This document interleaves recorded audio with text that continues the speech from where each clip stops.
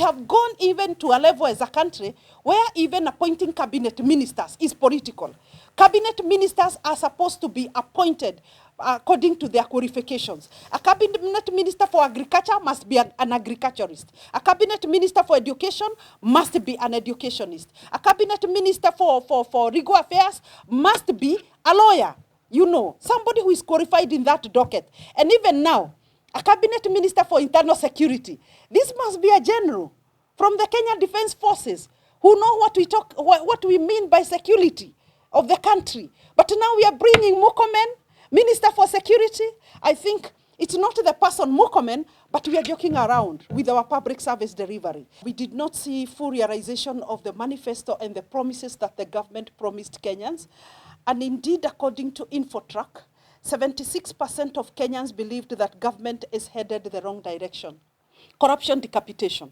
There has been so much theft in government and misappropriation of government money. Did we see Parliament being bribed so that they can impeach people? Not that we are on the side of those who are impeached, no.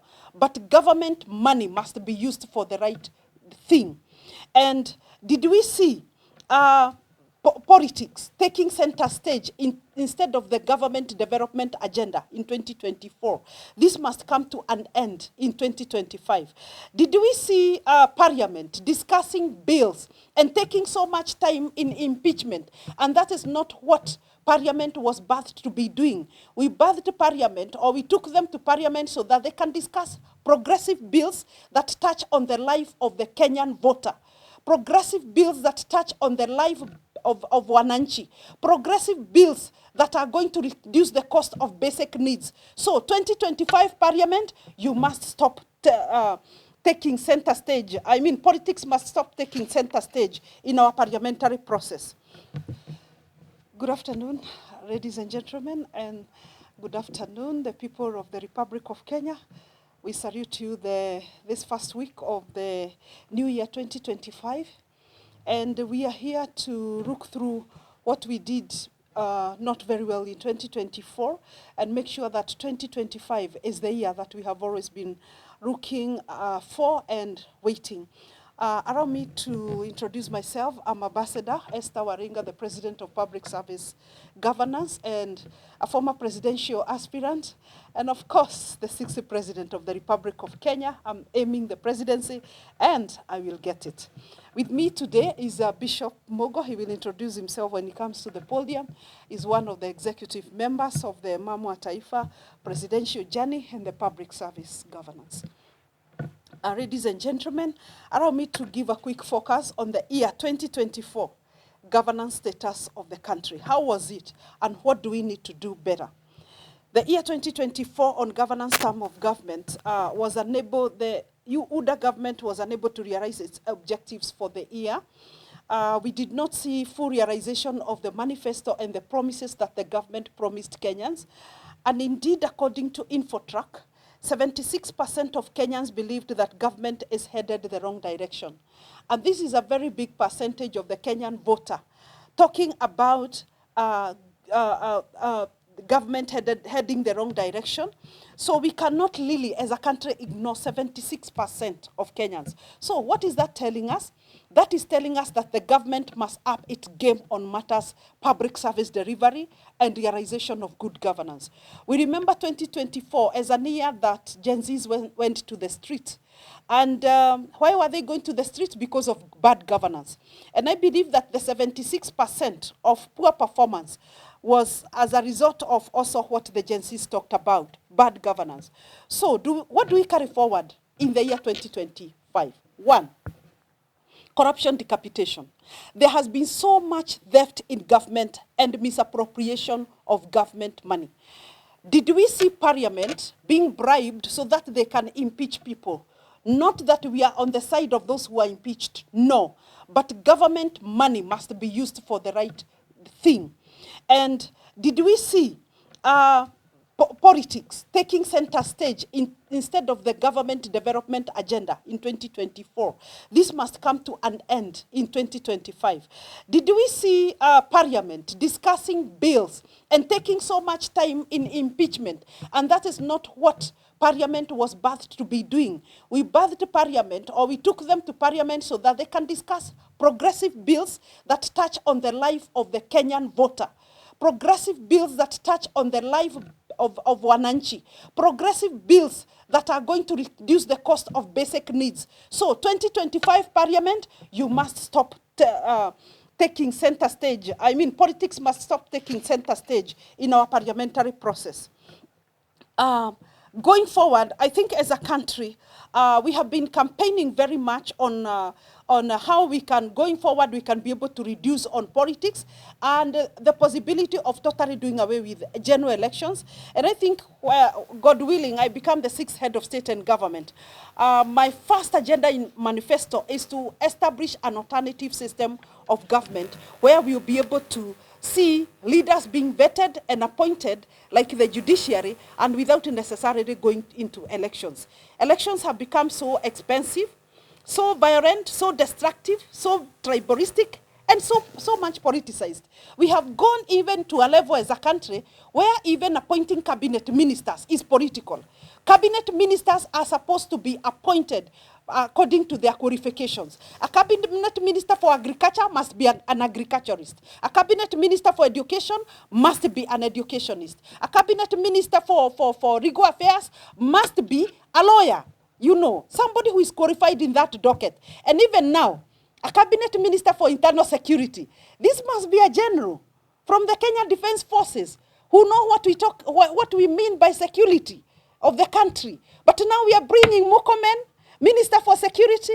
I think it's not the person Murkomen, but we are joking around with our public service delivery. And that shouldn't be. I think I hailed those days of President Uhuru when we had the NMS. I think the NMS has done a great job in Nairobi. And if there's something that as the 6th head of state, I will reinstate, or we will reinstate in our government, is bringing back NMS in every city of this republic. The other thing, we saw bloated representation that has taken the wage bill of this country.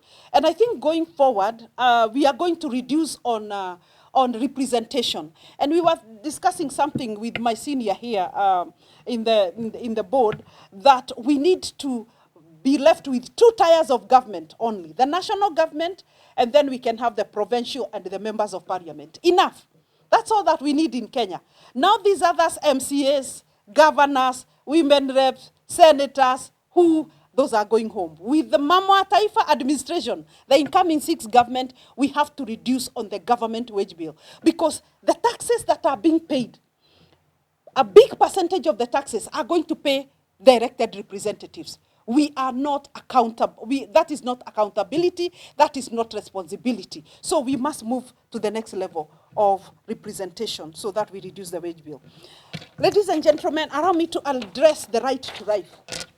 We are all aware that watu katika Jamhuri ya Kenya wamekula Christmas with a lot of water in their stomach because of abductions.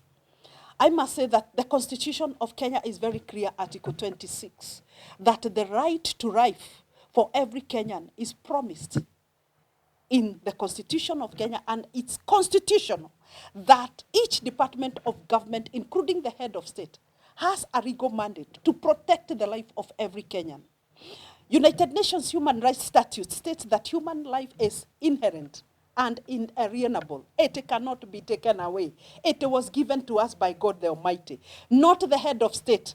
I know alisema mambo ni matatu, lakini ya tatu ondoa, because the right to life is vested only to the mighty God. So we cannot be talking like a head of state. You are saying, mwingine utampereka binguni.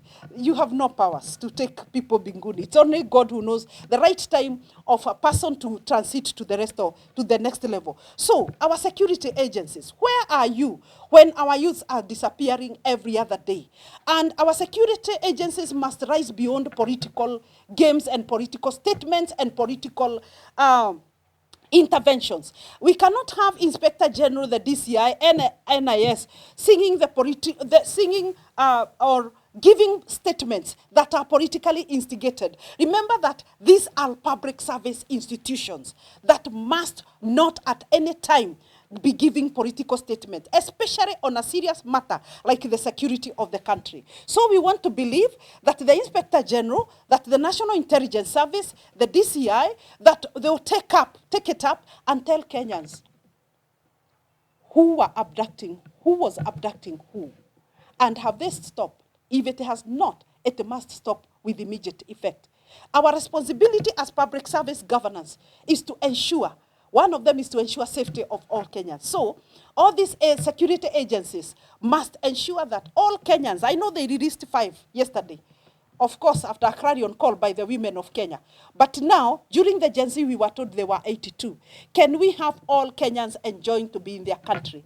And to the youth, please, we are talking to you. Let us be responsible youth. Let us not point fingers at our seniors. Let us address the mistakes done by government with a lot of dignity. I know there is so much that we have missed as taxpayers, as Kenyans, but let us tell the government what they have not done. Of course, embracing one another and with a lot of dignity. Allow me to talk briefly about the economy 2024.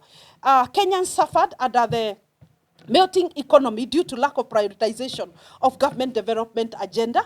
Projects that were aimed at injecting GDP growth were not given priority in 2024. So in 2024, what we did, we gave priority to dead assets, like the housing projects. We need projects and programs that can be able to multiply, that can be able to inject money into the GDP. Right now, houses are constructed, but they are not giving money to the economy. But when we prioritize projects like agriculture, we grow food, we sell, we add value, we sell to the market both locally and for export. That now will give us money and earn us even foreign income, and we will grow the GDP, and we will start stabilizing the lives of Kenyans. But as much as the government did not prioritize, then they missed. So this year, we are not joking with governance of this country. We are not joking at all. President, your ministers, you have to deliver. Secondly, as you continue appointing ministers, make sure you give us the right brains for the right ministries of government. Because it's not about politics anymore. This year, it's about delivery to the people. If you have a minister who is not qualified in a particular docket, send them home. Send them home, but with the right motive, not political motive. And I must say also, even as we change the cabinet, we have been doing this so much. The Ministry of Trade, we have now 4 cabinets in 2 years. The Ministry of Agriculture, ICT, Health, we have 3 cabinet ministers in 2 years. No. That is not allowed, because when a cabinet minister is coming in and trying to run the policies, and then he's told, go to the other ministry, or you are no longer a minister. Can we streamline the government development agenda? Then I would want to talk about JSS transition. As a country, we are transiting our children to grade 9, and we want to say thank you for the construction of the few classrooms that we have, but we are running a deficit of more than 3,000 classrooms, and we are calling upon the Minister for Education to inform the country and give us periodic reports about the construction of classrooms and smooth transition of JSS, because we are being told there are some regions, we saw it on TV, some areas of Kisii, Nyanza, where classrooms are just structures that even children don't have where to sit.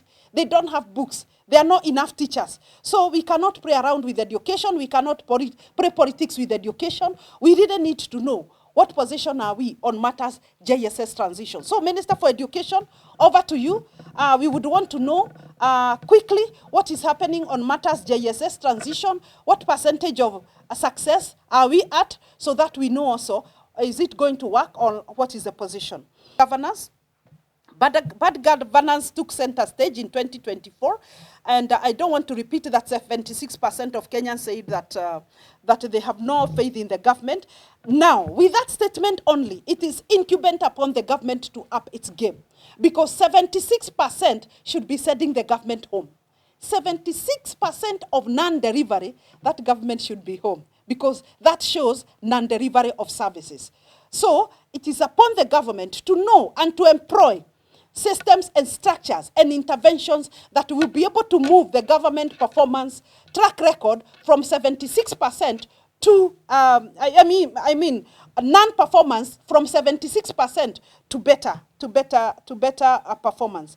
As the President of Public Service Governance, we call upon public servants to work and serve the people of Kenya with all diligence, dedication, and ensure result-based delivery of service. Otherwise, we cannot continue with the status quo where Kenyans are suffering left, right, and center. Even as parents take their children to school, it's becoming so difficult because of the financial problems. So from now henceforth, things must be done in the right way. And we want to remind politicians, the country does not belong to you. The country belongs to the people of Kenya. We want you to reduce on political hate speech on our TV stations. I think we don't want to see this. Can you offer leadership, politicians, to the Republic of Kenya in the year 2025? Otherwise, we are very keen as we birth the sixth government of the Republic of Kenya.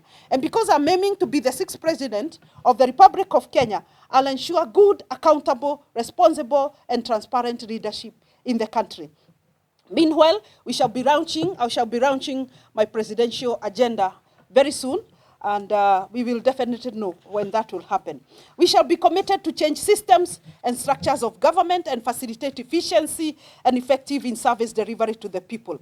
We remain committed to reduce also on representation, which I've just talked about, so that we reduce on the wage bill and focus the country on public service delivery. For now, as public service governance, Kenya remains our biggest responsibility. Let us not do things the same again. To you leaders, tafadhali, don't do things again the same way. Don't do things that will bring Gen Zs to the street again. We want you to be responsible. We want you to be accountable. We want you to be as transparent as possible so that moving together, we make the country great again. Asanteni sana na Mungu awabariki. Thank you. I'm Bishop Mugo from Dhika. I'm a believer in Madam President's vision because I believe in women leadership, and we have examples of women in this country and outside the country who have performed very well. We have our lady here in what do you call it, Jomo Kenyatta University, who has performed very well and changed that institution. We have Margaret Thatcher, we have Mother Karua, you know, we have Idira Gadi. All these are women who made history because of good leadership. And now talking about our country here, in fact, it's very disturbing, and especially when we see our young people, the moment they express themselves through media, you know, when we have a constitution that allows freedom of expression, freedom of speech, and when we see them being abducted, instilling pain in a parent, all of us are completely concerned about that. When you put fear in young people who are completely desperate because they want change, or what they need is change. Many of them are highly educated, but there's no employment. Where do you want these people to go? We only need to listen to them, but this is not a listening government. And this is why you see our young people demonstrating, just trying to express themselves. This is very disturbing, and as Madam President has said, we are asking the government to release the remaining ones because we want them to be free. We want them to be given freedom as far as the Constitution is concerned. The reason why I believe in Madam President is because I'm sure she's going to restore rule of law, because that is what we are lacking in our country. And if you look at the institutions that are given mandate to make sure that law and order has taken root, you find that policemen are the ones that are leading in corruption. And this is the institution that is supposed to make sure that law and order is kept. How do you think of a policeman, a traffic policeman, a motorbike rider carrying four people, without helmet, without anything, and they cannot even stop them? What do you think of our children when they see the policemen taking bribe in full watch of school children? What do you think about that? And therefore, we are very disturbed, and this is why I believe in Madam President's leadership, because according to her vision, she's going to restore the rule of law. And for those few remarks, I give thanks to you, media people, because you are the watchmen. We are looking at you. Please, send the message that can help to change this country, because you are also members of this country. Yeah? And once you do that with the right motive, because it also affects you. When the economy is down, it also affects each one of you. Can we tell the people? Can we educate the people? Because God has called you to send message. Can you send positive message to our people so that our people can understand, so that our people can change line of thinking, even the way they do things, even the way they do elections, so that they look for the right leaders who will lead this country and change this country, because this country is very rich. It has enough resources for each one of us. But because of poor leadership, many are suffering. And therefore, media people, please do the right thing. God bless you. God bless.